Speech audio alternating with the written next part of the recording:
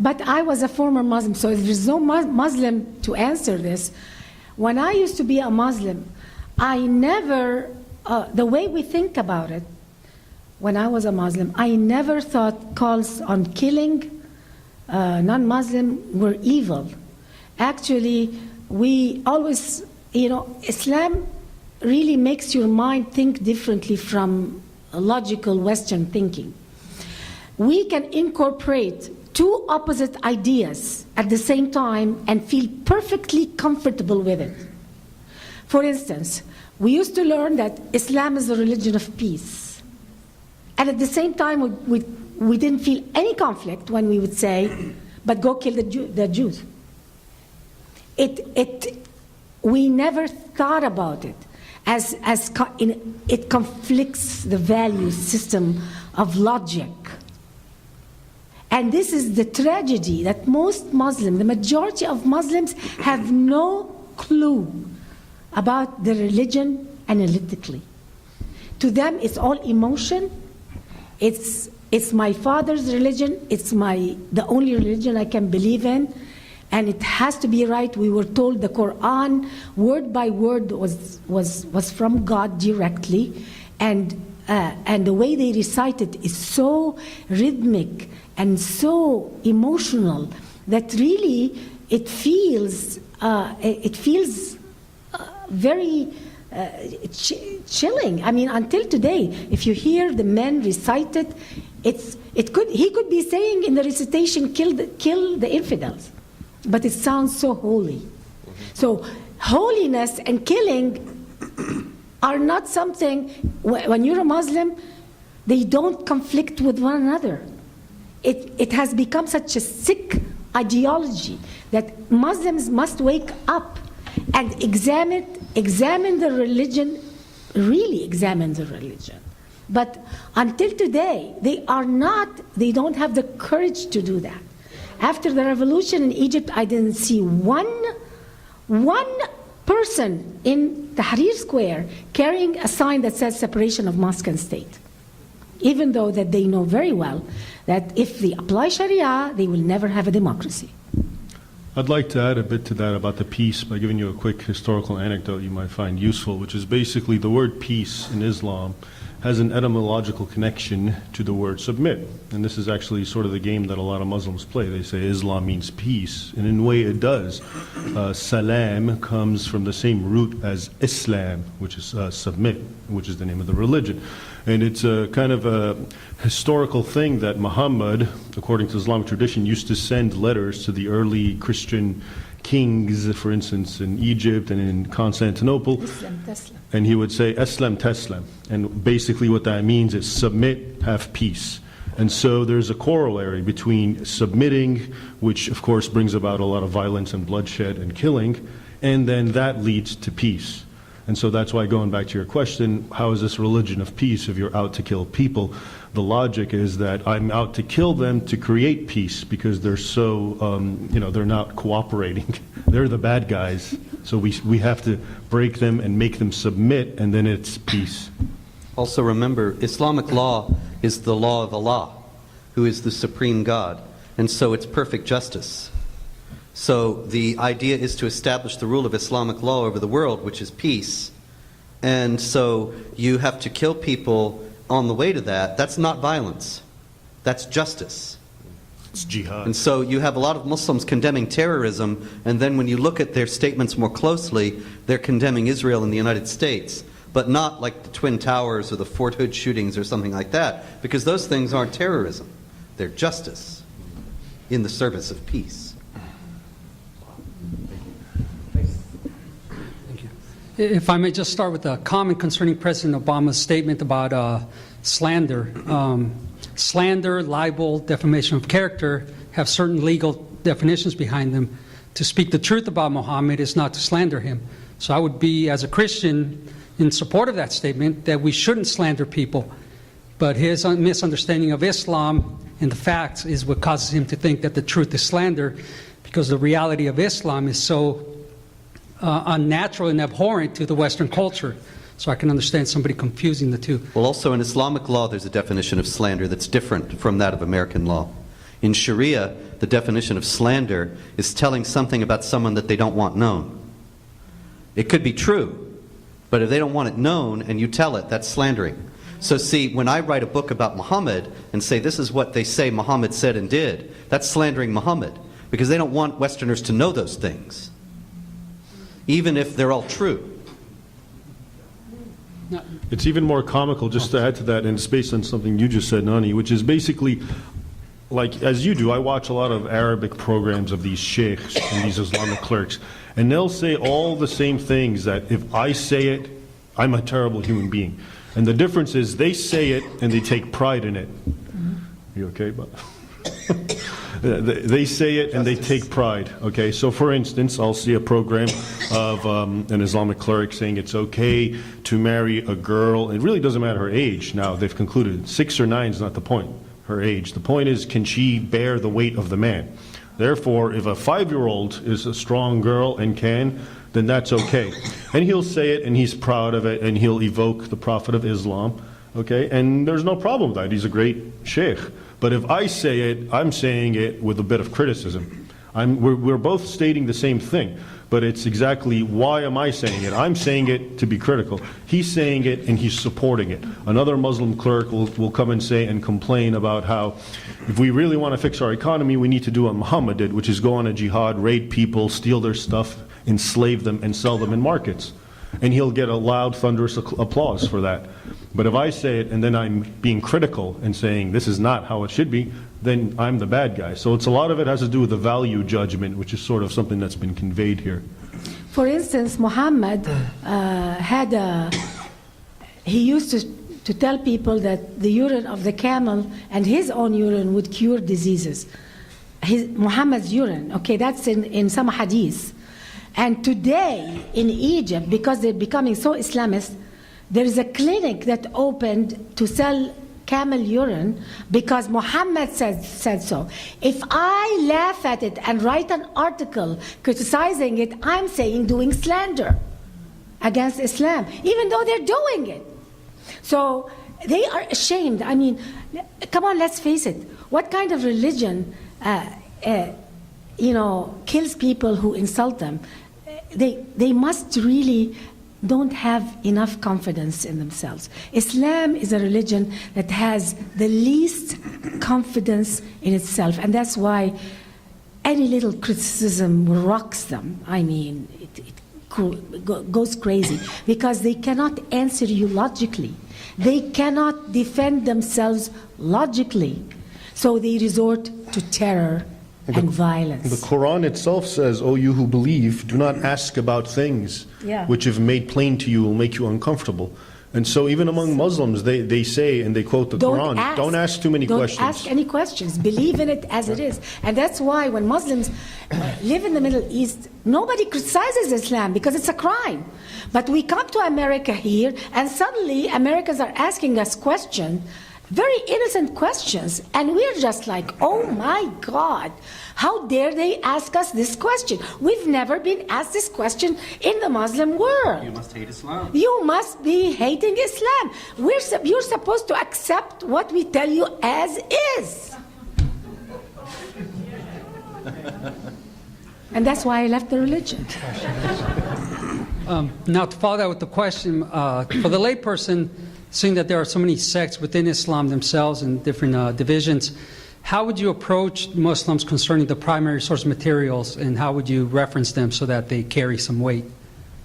Most of them don't know the religion. That's something I want to just alert you to. You're saying about different sects. Most Muslims are Muslims, hardly ever read the Quran with understanding. Different sects are just following each other. They hate each other just because they were told to hate each other. And really, you don't have to go too analytical, because if you know something, most probably a Muslim person doesn't know it. One historical thing, a lot of Muslims, what do they want? They want a caliphate, right? And they always talk about the golden age of the caliphate and how wonderful Islam was and the world was, and it was at peace. And the other day I was looking at the Umayyad and the Abbasid caliphates, and amazingly, the vast majority of the caliphs were all assassinated. And usually when you have assassinations going on, that's an indication of turmoil and chaos. So even the golden age, quote unquote, that is their paradigm that they wish to instill and to bring about is itself full of bloodshed. Most people who have a mythical golden age, at least it's so, it's utopic, and however hard it is to actually realize it. But even their golden age is full of bloodshed and killing and destruction. And one final hadith, Muhammad himself said, in the end times there will be, I forget the number, something like 99 Islamic sects. And 72 Islamic 72. And 71 will go to hell because only one's right. So you don't know every which sect one. thinks the other one is an infidel that should go to hell. Since we are short of time, I would appreciate it if you avoid making statements and just ask short questions. Thank you. I have a two-part question. If President Obama says the slandering using the Muhammad's name, why we cannot say slandering when putting the cross in a urine and call it art?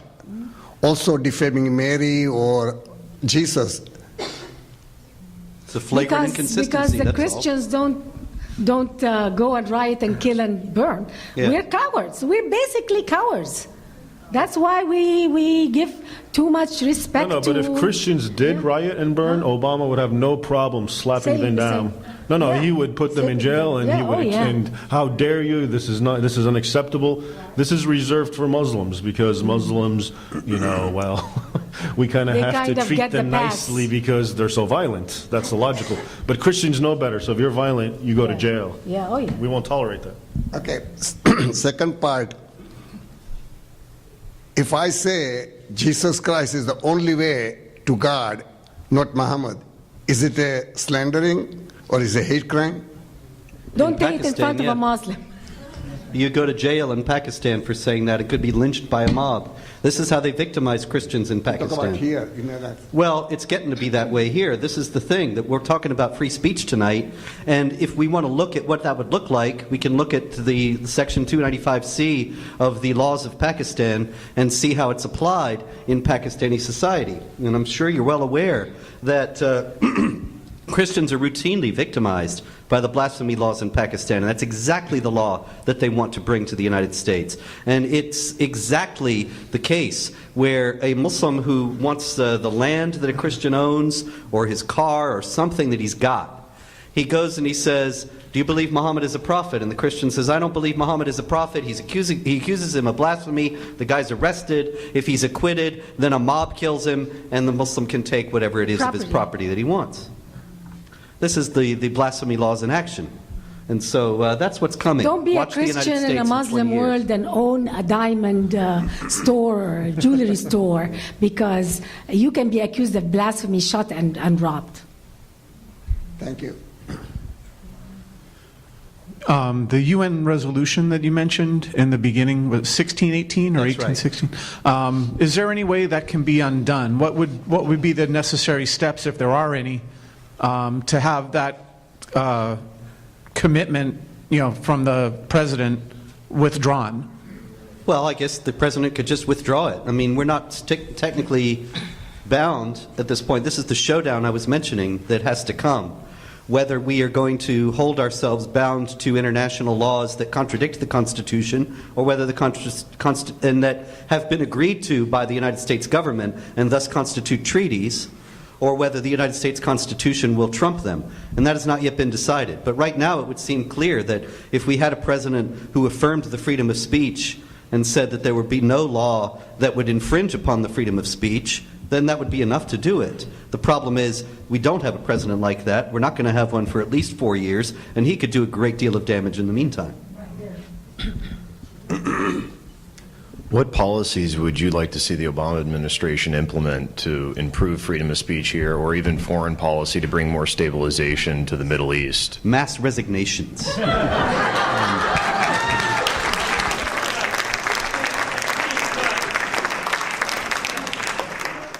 This is something that I alluded to in the talk that I gave earlier, that Petraeus and General Allen had a chance to explain and defend the freedom of speech when Muslims started rioting and killing over the Quran burning or the Muhammad video or whatever the outrage du jour was.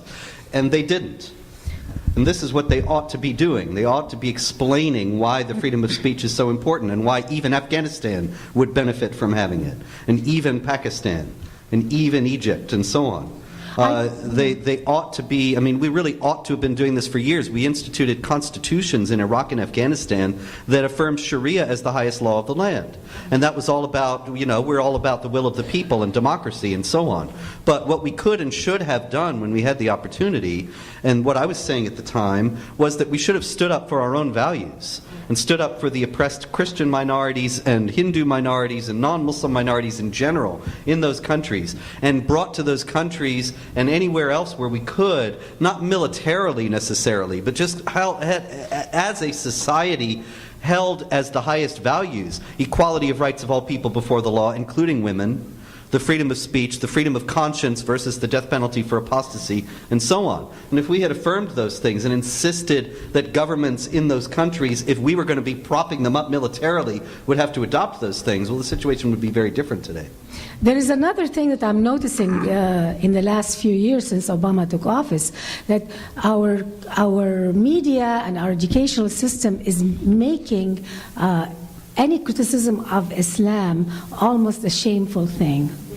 And we're feeling it. We are bringing up a whole generation of children in America who are absorbing and being shamed if they criticize the ideology of Islam. And that's something very new to America. Intellectually paralyzed. And that's very scary, because before the laws in America could change, like what the UN is doing, trying to influence us, we're bringing up a whole generation of Americans that in 20 years they could accept a law that makes blasphemy of Islam something, because they're brought up on the idea that it is such a shame, that it's so bad. We are bringing up a new generation. We're going to be gone. But we're going to live in America that is going to be a culture of pride and shame, which is typical. The Arab culture is a culture of pride and shame. That's how they get you, by shaming you to death when you're a child, and then putting you high up on a pedestal when you're a child if you say, I hate Jews. And when you're a child and you're rewarded heavily if you hate Jews, and you are treated like a villain if you just say the slightest question about Islam, then you bring up a generation that will accept oppression. We're very close to this. People don't realize how close we are. We're very close, because the Muhammad movie. We are not going to be alive. The Muhammad movie, actually, there were calls in the Los Angeles Times and in the New York Daily News and in other major newspapers, calls for restrictions on the freedom of speech to make it impossible for such a movie to be made. Yeah. And that's absolutely abominable, that not only is it coming from the top, but coming from the mainstream media as well. And I don't see how the freedom of speech is going to survive unless there is some major movement against this now. America has its first political prisoner. The man who did the movie Wake Up America, he's in jail now. He's in jail for a year for violating something in his. We have our first political prisoner for blasphemy of Islam in America today.